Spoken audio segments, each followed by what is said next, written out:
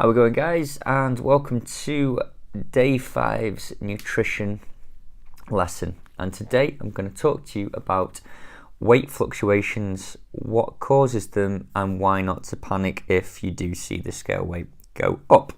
So we've all had those days where you'll jump on the scales and you're thinking, hang on a minute, why has that gone up? I've been in the calorie deficit, I know I've been in the calorie deficit, yet the scales jumped up a couple of pounds. This is very, very common, and it can happen for a number of different reasons. Remember, weight loss and fat loss are not exactly the same thing. If you're in a deficit, you will be losing fat. However, there are external influences that can affect weight loss and gain. So I'm going to tell you what some of those are now, just so you can look out for it and then have a more rational mindset when it comes to it.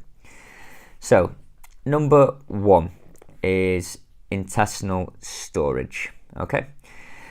So, after you've eaten a meal, you might have eaten a little bit later, for example, or it might have been a slightly heavier meal, maybe it's got a lot of red meat in it, for example.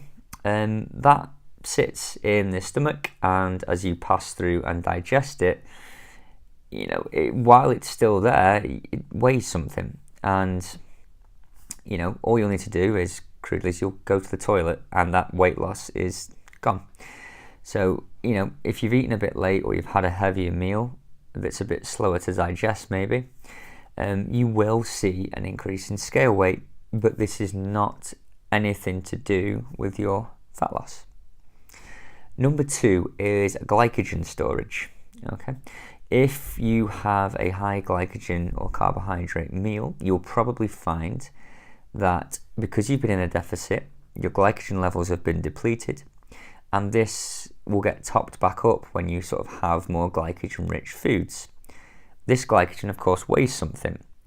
So it's this topping up of the glycogen that's made the scale weight go up and not a gain in fat. With this as well, we tend to get a little bit of water retention when we have some slightly higher carb meals. For every gram of carbohydrate we have, we can actually absorb 3 grams of water. And again, it's just when you have that watery sensation underneath the skin, you just tend to gain a little bit of water weight. And again, a few days and it flushes right out and the scale drops right back down. So don't panic if you see this. The next one, only for women, is the menstrual cycle. So, it's when we go through the menstrual cycle, especially in that 4th week, you are going to see probably quite a spike in your weight. This is completely normal, and you can gain easily 5-10 pounds. This isn't uncommon and shouldn't be worried about. It is amazing how many women don't know that, and they'll weigh themselves on that 4th week and be horrified that they've allegedly put on half a stone. It is just in that 4th week we will get an increase in weight, or we'd expect to see an increase in weight anyway. My advice would be, don't weigh yourself through that week, and because you're also going to be a little bit hungrier, allow yourself maybe to come back to maintenance level calories just for that week, just to make the week much more manageable and bearable and long-term sustainable. Stress as well, guys, can also be another reason why we gain weight. Weirdly, sometimes the stress of weighing in each morning can cause you to gain a bit of weight. So my advice, if you find yourself getting a bit stressed, especially if you are getting stressed about the weighing in, ditch the weigh-ins for a week. Still track yourself in that calorie deficit. That is very important, but don't weigh yourself.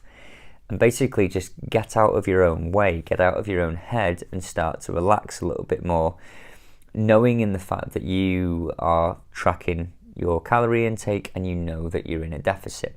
Okay, I hope that helps you sort of rationalize the numbers that you might see on the scale. If you've got any more questions about this, guys, please don't hesitate to comment below or message me. I'll be happy to help. I hope that's useful, guys, and I will see you tomorrow.